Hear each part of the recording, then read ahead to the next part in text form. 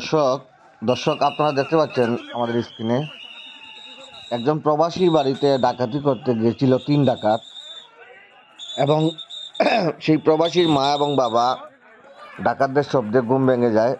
তারা জেগে উঠে এবং ডাকাত দলকে দেখতে পায়।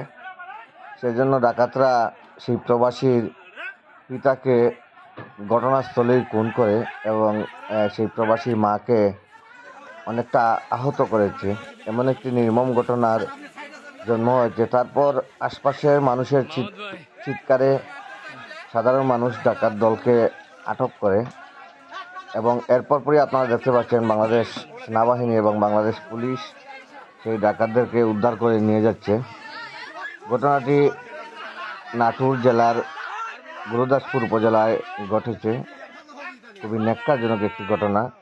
যেই বৃদ্ধ লোকটিকে খুন করা হয়েছে তিনি একটি মসজিদের মুয়াজ্জিন হিসেবে দায়িত্ব পালন করছেন, একজন প্রবাসীর পিতা। সেই প্রবাসীর বাড়িতে ডাকাতি করতে না পেরে আসলে সেই প্রবাসীর পিতাকে খুন করা হয়েছে।